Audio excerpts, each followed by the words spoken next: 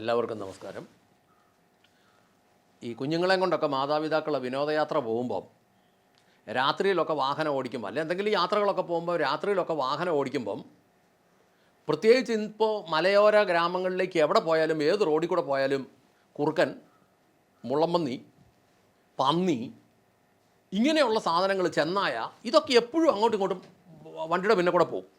ഒരുമാതിരിപ്പെട്ട മലയോര ഗ്രാമങ്ങളിലേക്കൊക്കെ പോയി കഴിഞ്ഞാൽ എങ്ങോട്ട് തിരിഞ്ഞാലും എവിടെ തിരിഞ്ഞാലും റോഡേലും മതിലേലും മരത്തേലും എല്ലാം കുരങ്ങ്. മിക്കവാറും ഉള്ള സ്ഥലങ്ങളിലെല്ലാം മയിൽ, ഒരുമാതിരിപ്പെട്ട സ്ഥലങ്ങളിലെല്ലാം വേഴാമ്പലം. കുഞ്ഞുങ്ങൾക്ക് നമുക്ക് വലിയ സന്തോഷത്തിന് കാണിച്ചു കൊടുക്കാം. അതാണ് കുരങ്ങ്, ഇതാണ് മയിൽ, ഇതാണ് വേഴാമ്പൽ, ഇതാണ് കാട്ടുപന്നി, മുള്ളംപന്നി, കുറുക്കന്, നരിയ, പാക്കാന് എന്നൊക്കെ വേണേൽ കാണിച്ചു കൊടുക്കാവുന്നല്ലാതെ ഇതെല്ലാം കൂടെ വരുമ്പോൾ ഇവിടുത്തെ കൃഷിക്കാരൻ്റെയും കാർഷിക മേഖലയുടെയും നെഞ്ചത്ത് തീയ. ജാതി കൃഷിക്കാരൻ ഏറ്റവും ഭീഷണി ഉണ്ടാക്കുന്ന സാധനമാണ് മയിലും അണ്ണാനും കുരങ്ങും പിന്നെ ഈ വേഴാമ്പലും ഒക്കെ. ആടുമാട് കൃഷി ചെയ്യുന്നവർക്ക് ചെന്നായ, കുറുക്കൻ, പിന്നെ നരിയ്, പാക്കാന്, പുലിയ്, കടുവ ഇങ്ങനെയുള്ളതെല്ലാം കൂടെ വേറൊരു വഴിക്ക്, ആന, മ്ലാവ്, കാട്ടുപോത്ത് എല്ലാം വേറൊരു വഴിക്ക്, കരടി ഒരു വഴിക്ക്.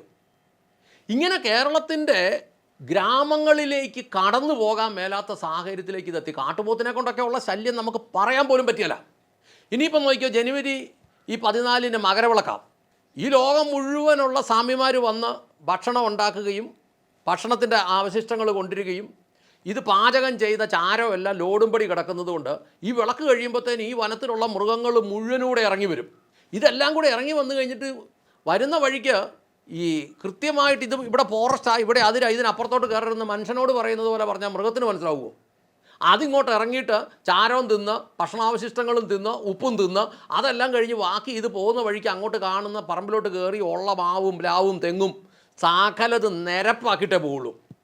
അപ്പോൾ ഇത് കാരണം ഒരു പരിധിവരെ ആളുകൾക്ക് ജീവിക്കാൻ മേലെന്നായി. ഈ വന്യമൃഗ ശല്യം അതിഭയങ്കരമായപ്പോൾ ഇപ്പോൾ ഗ്രാമങ്ങളിലേക്ക് നമ്മൾ ചെന്ന് കഴിഞ്ഞാൽ അനേകർ കൃഷി ചെയ്യുന്നില്ല. സ്ഥലങ്ങളിൽ കൃഷി ചെയ്യാത്തത് എന്തുകൊണ്ടാണെന്ന് ചോദിച്ചാൽ ഒന്നെങ്കിൽ മുള്ളംപന്നി പറിക്കും, അല്ലെ പന്നി കൂത്തും, അല്ലെങ്കിൽ അതുപോലെയുള്ളത് എന്തെങ്കിലും വന്ന് കാട്ടുപന്നിയൊക്കെ പെരുകി നാശമായി നാട്ടുപന്നി പോലെ നടക്കാൻ തുടങ്ങി. അപ്പം ഞാനിത് കൃത്യമായിട്ടൊന്ന് ശ്രദ്ധിക്കാൻ കാരണം എന്താണെന്ന് ചോദിച്ചാൽ, നമ്മൾ ഈ ത്രിതല പഞ്ചായത്തിൻ്റെ റിസൾട്ട് എടുത്ത് നോക്കിയാൽ കേരളത്തിൻ്റെ തിരുവനന്തപുരം ജില്ല മുതൽ കാസർഗോഡ് ജില്ല വരെയുള്ള മലയോര മണ്ഡലങ്ങളിലും പഞ്ചായത്തുകളിലും ഒക്കെ ഭയങ്കരമായ വോട്ട് കുറവ് LDFിനുണ്ടായി. കഴിഞ്ഞ ദിവസങ്ങളിൽ ഞങ്ങൾ ജനത്തിനെ വെറുപ്പിച്ച CPI എന്ന് പറഞ്ഞൊരു വീഡിയോ ചെയ്തിരുന്നു. ആ വീഡിയോയ്ക്കകത്ത് ഞങ്ങൾ പറഞ്ഞിരുന്ന അവർ ഭരിക്കുന്ന 4 വകുപ്പുകളുടെ വീഴ്ചകളെക്കുറിച്ചാണ് പറഞ്ഞിരുന്നത്. അതിനുശേഷം പലരും പല മെസ്സേജൊക്കെ അയച്ചതിൽ നിന്നും ഞങ്ങൾ ശ്രദ്ധിച്ചതിൽ നിന്നും പ്രധാനപ്പെട്ട ഒരു കാര്യമാണ് കേരളത്തിലെ വനം വകുപ്പ്. ഈ വനം വകുപ്പിൻ്റെ മന്ത്രിയുടെ പേര് AK ശശീന്ദ്രൻ എന്നാണ്. അദ്ദേഹത്തിൻ്റെ കീഴിൽ 2 വകുപ്പുണ്ട്. അദ്ദേഹത്തിന് 3 പ്രൈവറ്റ് സെക്രട്ടറിമാരുണ്ട്. കീഴിൽ ഒരു 5338 ഗവൺമെൻറ് ഉദ്യോഗസ്ഥന്മാരുണ്ട്. പൊതുമേഖലാ ജീവനക്കാരായിട്ടൊരു 486 പേരുണ്ട്. ആകെ എല്ലാം കൂടെ 5824 പേരുണ്ട്. അപ്പോൾ എൻ്റെ ഒരു ചോദ്യം എന്താണെന്ന് ചോദിച്ചാൽ, കേരളത്തിലെ പൊതുജനത്തിൻ്റെ ഭാഗത്ത് നിന്ന് നോക്കുമ്പോൾ ഈ ഡിപ്പാർട്ട്മെൻറ്റിനെ കൊണ്ട് എന്ത് ഗുണം? പൊതുജനത്തിൻ്റെ ഭാഗത്ത് നിന്ന് നോക്കുമ്പോൾ നമ്മൾ പറയും വനം വേണോ? ആ വനം വേണം. വനം സംരക്ഷിക്കണം. വന്യമൃഗം വേണം. വന്യമൃഗത്തിനെ സംരക്ഷിക്കണം. ഒക്കെ ശരി തന്നെയാണ്. പക്ഷേ ഈ 3,35 ലക്ഷം സാധാരണ ജനത്തിൻ്റെ ഭാഗത്ത് നിന്ന് നോക്കുമ്പോൾ ഈ വകുപ്പിനെക്കുറിച്ചും ഈ വകുപ്പിനെ കൊണ്ടും ഈ മന്ത്രിയെ കൊണ്ടും എന്താണ് പൊതുജനത്തിന് ഗുണം എന്ന് പറഞ്ഞാൽ, പൊതുജനത്തിന് ദ്രോഹമല്ലാതെ എന്തെങ്കിലും ഗുണമുണ്ടോ? പണ്ട് പീരുമേട് ഒരു ആദിവാസി യുവാവിൻ്റെ ഭാര്യയെ കാട്ടാനെ അടിച്ചു കൊന്നു.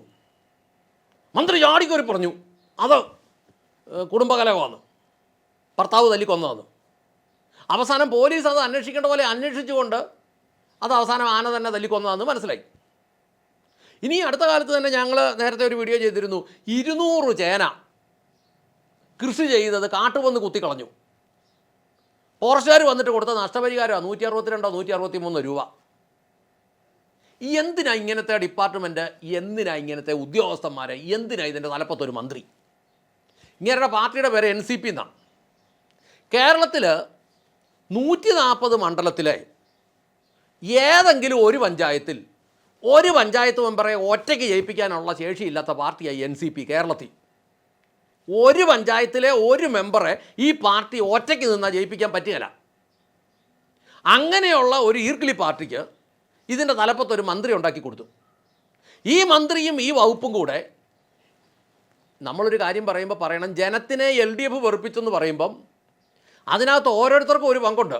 അതിൽ ഈ വനം വകുപ്പിനുള്ള പങ്ക് ചെറുതല്ല എന്നുള്ളതാണ് സത്യം. നമ്മൾ ഈ മലയോര മേഖലയിലെ ഇലക്ഷൻ്റെ റിസൾട്ട് എടുത്ത് നോക്കുമ്പോൾ പഞ്ചായത്തുകൾ കിട്ടിയതും വാർഡുകൾ കിട്ടിയതും അതിൻ്റെ വോട്ടിൻ്റെ ലെവലും എല്ലാം കണക്ക് കൂട്ടി നോക്കുമ്പോൾ മലയോര മേഖല മുഴുവൻ തന്നെ ഭയങ്കരമായിട്ട് LDFനെതിരെ തിരിഞ്ഞു.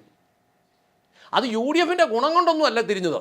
UDF എന്നാ ഗുണം കാണിച്ചിട്ടാണ് തിരിയുന്നത്? കഴിഞ്ഞ 9 വർഷം ഒന്നും മിണ്ടാതെ ഇങ്ങനെ ഓച്ചാനി ചത്തുണ്ണ പോയി നിന്നവന്മാരെ എന്നാ നോക്കിയാണ് ചെയ്യുന്നത്?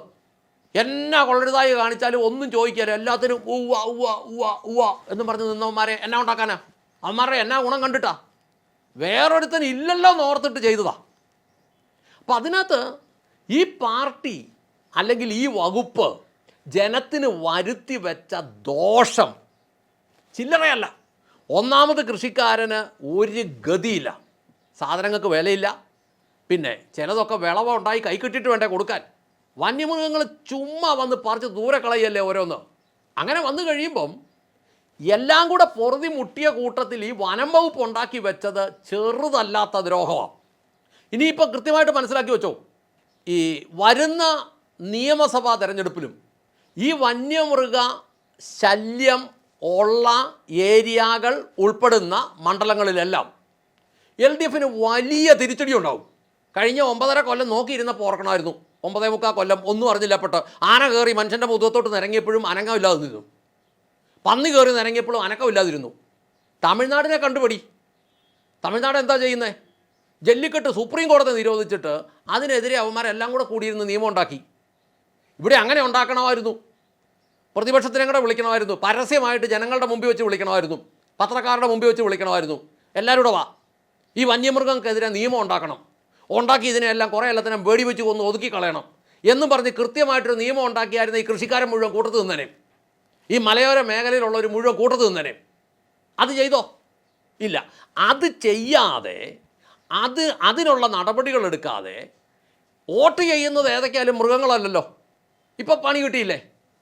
മലയോര മേഖല മുഴുവൻ തിരിഞ്ഞില്ലേ? ഇനിയിപ്പം നോക്കിയോ, അടുത്ത വരാൻ പോകുന്ന നിയമസഭാ ഇലക്ഷനിനകത്ത് ഇത് ഭയങ്കരമായിട്ട് ബാധിക്കും. കാരണം ഹൈറേഞ്ചിലൊക്കെ ഉള്ള ജനങ്ങൾക്ക്, അല്ലെങ്കിൽ മലയോര മേഖലയിലുള്ള ജനങ്ങൾക്ക് അവരനുദിനം നേരിടുന്ന ശല്യത്തിന് ആകെ ചെയ്യാൻ പറ്റുന്നത് ഒരു താങ്ങുക എന്നുള്ളതേ ഉള്ളൂ. അതവർ താങ്ങും. ഇപ്പോൾ നമ്മൾ കൃഷിക്കാരെ നോക്കുമ്പം അവരെല്ലാം ഒരു നിരന്തര ദുരന്ത ആഘാത നിസ്സംഗ മനോഭാവത്തിലേക്ക് പോയിരിക്കുക. ഇത് ഞാൻ കണ്ടുപിടിച്ച വാക്കല്ല, ഒരു പണ്ഡിതൻ എഴുതി വെച്ചിരുന്ന വാക്കാണ്. നിരന്തര ദുരന്ത ആഘാത നിസ്സംഗത മനോഭാവം എന്ന് പറഞ്ഞാൽ എന്ത് ചെയ്യുമെന്ന് അവർക്കറിയത്തില്ല. അവർക്ക് ചെന്ന് പറയാൻ ആരുമില്ല. അവരുടെ തലയിലോട്ട് ഉരുണ്ട് കയറാനാണെങ്കിൽ വനം വകുപ്പുമുണ്ട്. അവർക്ക് കേസെടുക്കാനാണെങ്കിൽ ഇഷ്ടം പോലെ വകുപ്പുണ്ടല്ലോ, എന്നതിലൊക്കെ പറഞ്ഞ് വന്നെടുക്കാമല്ലോ. ഇനി വേറൊരു വിഷയം കൂടെ ഉണ്ട്. ഈ കൃഷിഭൂമികളും മിക്കതും തർക്കഭൂമികളാക്കി. എന്ന് പറഞ്ഞാൽ ഈ വനത്തിൻ്റെ അതിർത്തി കിടക്കുന്ന ഭൂമികൾക്കൊക്കെ തർക്കം ഉണ്ടാക്കി അതൊന്നും ചെയ്യാൻ മേലാത്ത രീതിയിലാക്കി വെച്ചു. ഇതിൻ്റെ പുറകിലെല്ലാം വനം വകുപ്പിൻ്റെ കളികൾ ഭയങ്കരമാണ്. അതുകൊണ്ട് തന്നെ ഞങ്ങൾ അന്ന് പറഞ്ഞു CPI ഭരിക്കുന്ന 4 വകുപ്പ്, അതുപോലെ തന്നെ ഇടതുപക്ഷ ഗവൺമെൻറ്റിന് ദൂഷ്യം ഉണ്ടാക്കിയ ഒരു വലിയ വകുപ്പാണ് ഈ വനം വകുപ്പ്. അടുത്ത പ്രാവശ്യമെങ്കിലും കേരളത്തിൽ ഭരണത്തിൽ വരുന്ന ആരാണെങ്കിൽ, UDF ആണെങ്കിൽ UDF, LDF ആണെങ്കിൽ LDF, ആരാണെങ്കിലും ഭരണത്തിൽ വരുന്നവർ, അവർ ഈ വനം വകുപ്പൊക്കെ പ്രധാനമായിട്ടും മുഖ്യധാര പാർട്ടി തന്നെ അത് ഏറ്റെടുത്ത് ജനത്തിന് ദ്രോഹം ഉണ്ടാകാത്ത രീതിയിൽ വന്യമൃഗങ്ങളെ നിയന്ത്രിക്കാനുള്ള നടപടികൾ എടുത്ത് അതിനനുസരിച്ച് കാര്യങ്ങൾ ക്രമീകരിച്ചില്ലെങ്കിൽ അവരുടെ ഗതിയും അധോഗതിയാകും എന്ന് പറഞ്ഞുകൊണ്ടും ഇത് വലിയ ദ്രോഹമാണെന്നും ഓർമ്മിപ്പിച്ചുകൊണ്ട് നിർത്തട്ടെ. നന്ദി, നമസ്കാരം.